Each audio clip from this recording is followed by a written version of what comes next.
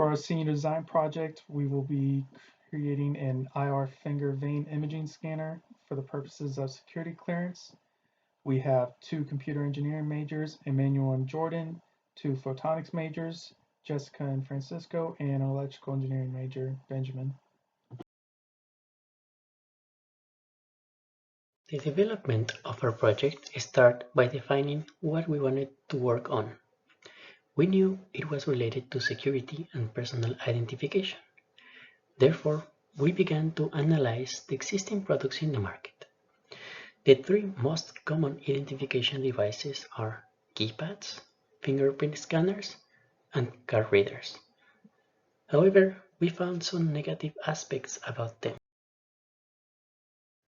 The keypad and the finger scanner require the user to have direct contact with the device. Even though the card reader does not require to have contact, the ID card can be easily stolen or lost, which compromises the identification. Therefore, our motivation was to design a device that is contactless, secure, and follows the new biosecurity guidelines. The solution to our problem was to use biometrics as an identification card. The contactless solution we found was to use a vein pattern analysis. This is a common process used for iris recognition. But what if we implement the same process using your hand? This will give more versatility to the user because you will only have to move your arm to have a proper reading instead of your whole body. Our infrared finger vein imaging for security clearance will be able to acquire an image from the user's hand by using infrared illumination to highlight the blood vessels located in their finger. The image acquired is processed by the developed software to determine if the pattern scanned belongs to or not to an already registered user in the database. Depending on the output of the image analysis, a message will be projected onto the user. And here we can see a diagram of how our project is intended to perform. So we have the IR illumination source, which is our first optical system. We have a camera capturing it. Then we have an image processing pattern identification software.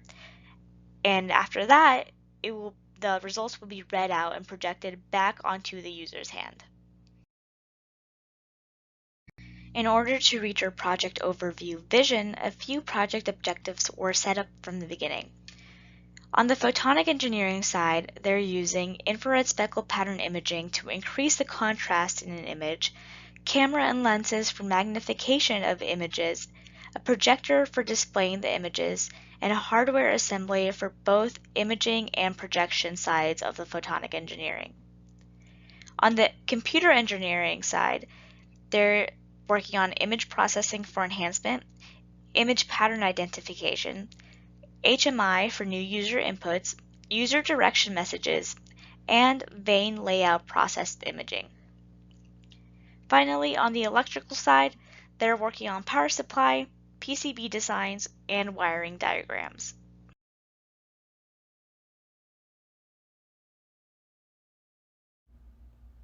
Here's a high-level overview of the project's implementations and their corresponding fields. Hello, my name is Jordan Pena, and Emmanuel Cortez and I will be discussing the software on the NVIDIA Jetson Nano and the machine learning.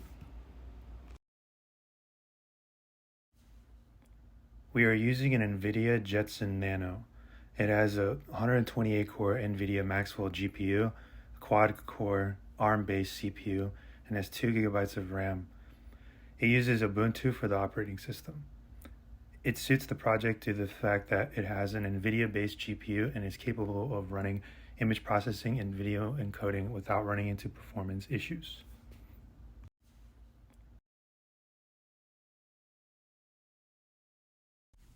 Moving on to image processing. The image processing is a multifaceted system where the end goal is to provide the machine learning application with the proper input format images, while at the same time providing the user with feedback. First, we will look for a user's hand utilizing the camera. Then, we utilize the library media pipe to acquire data pertaining to the hand's location. On the next slide, we will go more into details about how it works. Once the hand data is captured, we use OpenCV to process images and commands.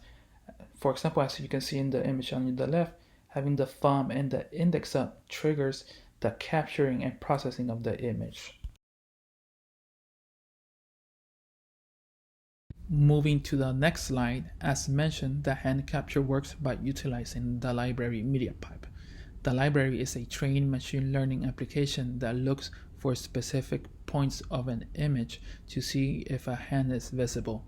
For example, looking at the picture on the slide, we can see the hand covered in green lines and red dots. The red dots are used to identify a hand's knuckles, finger joints, fingertips, and palms. Having all this information, we quickly wrote code that allow us to determine which fingers are stretched out and use the results as input commands. The other advantage of the red dots is the acquiring of quick pinpoint locations on the hand. Finally, the library is a CPU intensive application allowing the machine learning application that we wrote to make full utilization of the GPU.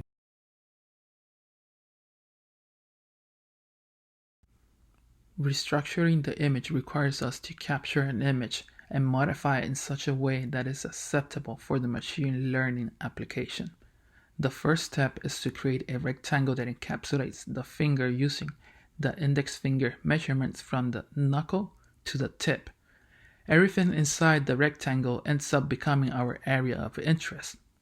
We store the newly created image by date and time and send it off to the machine learning application. The image seen on the slide is not a result of what the final image result will be.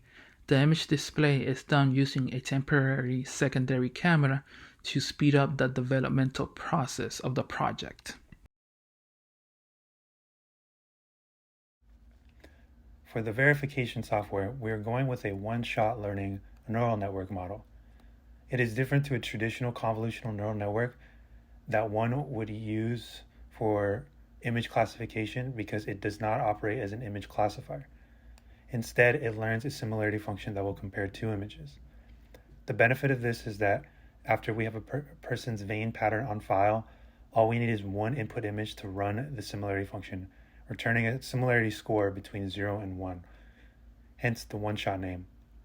Two inputs will be required, one from the sensor and one from the database. As mentioned before, the similarity function will output a number between 0 and 1. This will be implemented via TensorFlow's and Keras' Python libraries. And for image processing itself, we will use Pillow and OpenCV. The machine learning dataset we are going to use for training purposes is the FMUSM dataset from Dr. Razdi from the University of Sains, Malaysia, with written consent. There were 2 sessions conducted, both having the same individuals. Each session contains 123 classes and 6 images for both index and middle fingers on both hands, resulting in a total of 2,952 images. My name's Benjamin. I'm an electrical engineer, and my role in this project is to develop means of power supply and data transfer between the components of this project through designing the PCBs and managing the hardware connections. Here we have a layout of the PCB schematic for this project. This was designed in Eagle using the free CAD software. Going from left to right, what this does is it takes the average device charger and uses that as an input for a DC voltage and transfers it into our batteries, which we can see at around the midpoint of this schematic, and where the energy is stored, which can then be later used in the device when needed. Towards the top end of this schematic, we can see a LED battery level indicator, which will be represented as a light bar in this project, which users can see how much battery level they have left in the device. The function of this end of the PCB is to act as a battery charger. What this does is it takes an input of 5 volts DC from your average device charger and our micro USB port on the left and converts it into a 3.6 DC voltage, which can be used to charge and store power in our batteries, which are located on the right of the schematic.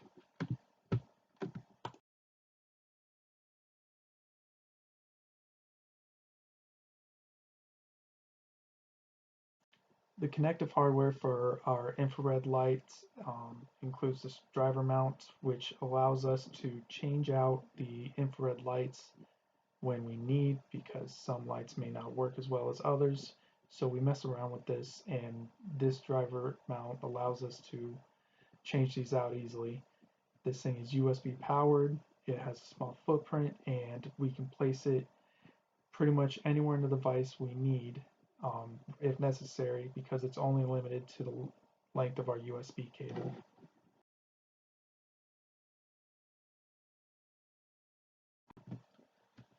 For our energy storage of this device, we went with 2 rechargeable lithium ion batteries. Lithium ion was our preferred chemical makeup due to its performance factors. The size battery we chose was an 18650. That is primarily due to its capacitance to size ratio compared to our others on this chart. We specifically went with the Samsung 30Q because of its low cost and high capacitance. Now, I will present the image projection system, which is in charge of the interaction with. A common way to give feedback to the user is through a display. In our project, we didn't want to use a simple LCD due to its limitations in size and color, but we wanted something more challenging rather than adding. The idea was to create a personal projected screen for an immersive experience. Since the main protagonist in our project is the user's hand, we turned them into the display.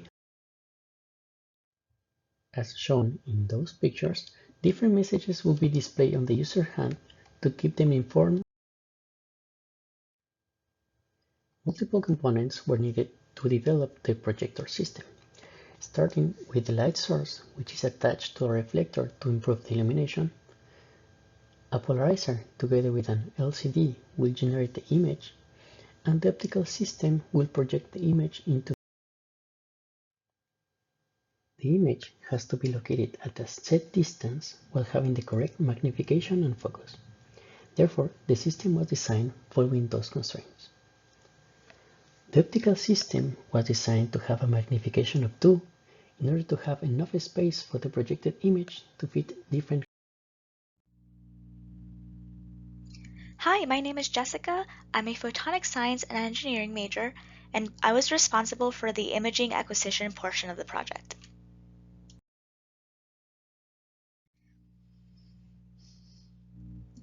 The camera is one of the key hardware features of the entire project, and it is also the key hardware component of the imaging side of the project as well. So the camera chosen is a near-infrared camera because during the background research we found that hemoglobin is best imaged between wavelengths of 650 to 950 nanometers. Knowing that our illumination source would also end up being in the near-infrared spectrum, the camera was chosen to be able to image the near-infrared spectrum to the best of its abilities. This camera also brought drivers which made integration easier later on in the process, and because it's monochrome and it has a larger wavelength spectrum that it can image at, we didn't need to use infrared lights for every single thing that we were imaging. We're only capturing the veins on one section of the hand, so we only need to focus on imaging in infrared on that section.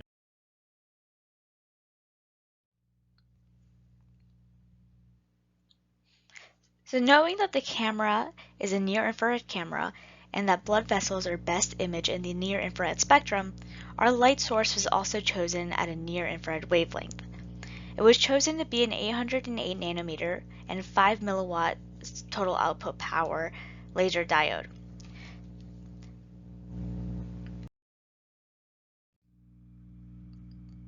One of the main drawbacks of using a laser diode, however, is the way that it appears in the image without an optical system made for it. So without anything around it, just a laser diode as the illumination source, the illumination will appear as a thin line with a peak intensity in the center, which is characteristic of a laser's Gaussian curve. Now, in order to be able to image a larger area rather than just a thin line, a beam expander was designed in order to expand the laser beam up to 4 inches in diameter at about 5 inches away from the camera, which is where we're expecting the user to place their hand. For project specifications, we have a camera that can capture more than 5 megapixels of frame data and is sensitive to infrared lighting. Image lighting has a wavelength between 700 to 950 nanometers. The display has a resolution of 480 by 320 and will produce a sharp vein image. The light source will have more than 400 lumens. The CPU will process everything in less than a minute. It will have more than 2 gigabytes of storage for the database and software. Power source will be less than 70 watts and will provide sufficient power to the system. Power storage will be able to provide power for more than 4 hours. Our project has had really good progress throughout last semester and this semester, with the majority, if not all, of the research already being completed last semester. This semester, we're really focusing on testing and prototyping. We've been prototyping the majority of this first half of Senior Design 2, and we are starting to test our components all together now in these weeks. The major things that are left to do is the casing for the assembly, but that is more on the hardware side, and we're not worried about getting that part done. We're mostly focusing our time on being able to integrate all our designs into one final system. Difficulties with software development. One of the biggest hurdles in the software development process is the camera, since the primary camera is utilized in the hardware development simultaneously as the software. Therefore, a secondary camera was needed to be obtained to write code for the project. The secondary camera is a webcam that was modified to be able to see the infrared spectrum. Modifications made were removing the infrared filter on the lens and placing strips of undeveloped camera film in front of the sensor to block the color spectrum. Using this modified camera, we were able to see OpenCV and MediaPipe working correctly with the infrared spectrum. A problem we ran into during the training process for the one-shot neural network similarity function was getting a good accuracy. The very first attempts, our training yielded a set of weights that at its max resulted in an accuracy score of 12%, albeit it had no image pre-processing beforehand. The second attempt was 47%, with the difference being that I had used a very basic image thresholding algorithm for each vein pattern. On top of all of this, the training takes many hours and is ran overnight. And during development, there were issues of Python libraries having dependency issues, prolonging the programming development. Ultimately, one of the most challenging things that arose during the imaging side of the project was setting up the camera and the lens to image the required field of view. In order to image a 5x5 field of view, the camera needed to be approximately 3 feet away from the object being imaged, in this case, a hand.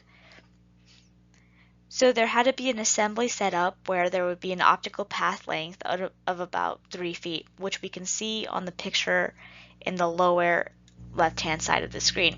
So we made a setup which has mirrors in order to accommodate for this working distance that is needed. We also tested the laser diode and the LED as we've previously talked about.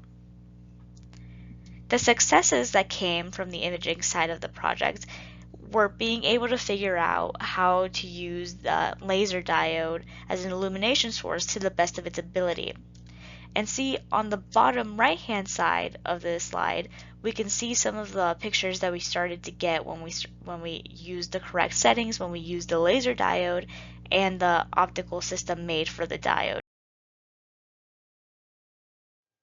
The main challenge for the projector was the economical constraint, since lens systems are too expensive, as well as ordering custom-made lenses.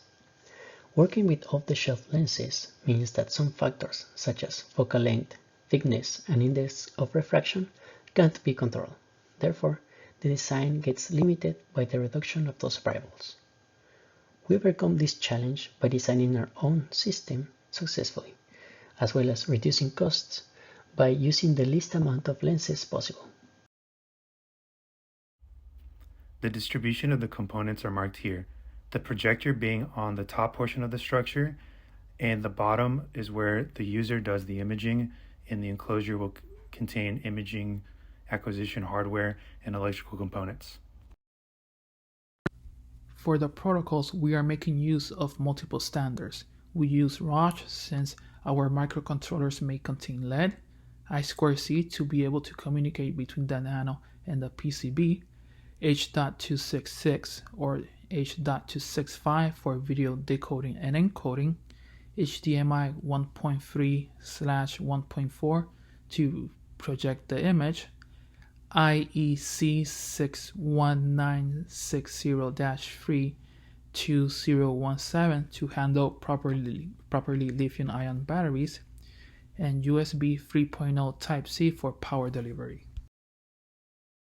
Our budget is shared across all 5 members of our group at $250, which totals out to $1,250.